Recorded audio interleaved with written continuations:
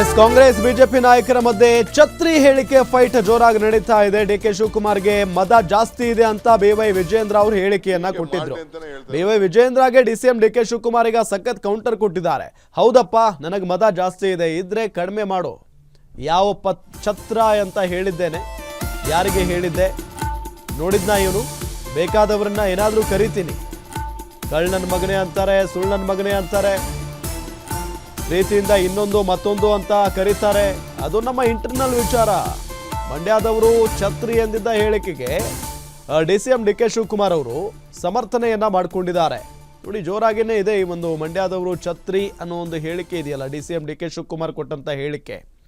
ಇದು ಸಹಜವಾಗಿ ಬಹಳಷ್ಟು ವಾಗ್ಯುದ್ಧಕ್ಕೆ ಕಾರಣ ಆಗ್ತಾ ಇರೋದು. ಅದರಲ್ಲೂ ಬಿಜೆಪಿ ರಾಜ್ಯಾಧ್ಯಕ್ಷ ಬಿವೈ ವಿಜಯೇಂದ್ರ ಅವರು ಡಿಕೆ ಶಿವಕುಮಾರ್ ಅವರ ವಿರುದ್ಧ ಹರಿಹಾಯ್ದಿದ್ದನ್ನು ಕೂಡ ನಾವು ಗಮನಿಸಿದ್ವಿ. ಜೊತೆಗೆ ಮದ ಜಾಸ್ತಿ ಇದೆ ಡಿಕೆ ಶಿವಕುಮಾರ್ ಅವರಿಗೆ ಅನ್ನೋ ನಿಟ್ಟಿನಲ್ಲೂ ಕೂಡ ಮಾತನಾಡಿದ್ರು ಬಿವೈ ವಿಜಯೇಂದ್ರ ಅವರು.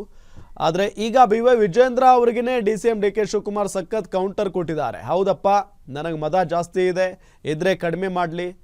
ಯಾವ ಛತ್ರಿ ಅಂತ ಹೇಳಿದ್ದೇನೆ, ಯಾರಿಗೆ ಹೇಳಿದ್ದೆ ನೋಡಿದ್ನ ಇವನು? ಬೇಕಾದವರನ್ನ ಏನಾದರೂ ಕರಿತೀನಿ, ಕಳ್ಳನ ಮಗನೇ ಅಂತಾರೆ, ಸುಳ್ಳನ ಮಗನೇ ಅಂತಾರೆ, ಪ್ರೀತಿಯಿಂದ ಇನ್ನೊಂದು ಮತ್ತೊಂದು ಕರೀತಾರೆ. ಅದು ನಮ್ಮ ಇಂಟರ್ನಲ್ ವಿಚಾರ ಅಂತ ಹೇಳಿ ಮಂಡ್ಯದವರು ಛತ್ರಿ ಎಂದಿದ್ದ ಹೇಳಿಕೆಗೆ ಡಿಸಿಎಂ ಡಿಕೆ ಶಿವಕುಮಾರ್ ಅವರು ಸಮರ್ಥನೆಯನ್ನ ಮಾಡಿಕೊಂಡಿದ್ದಾರೆ.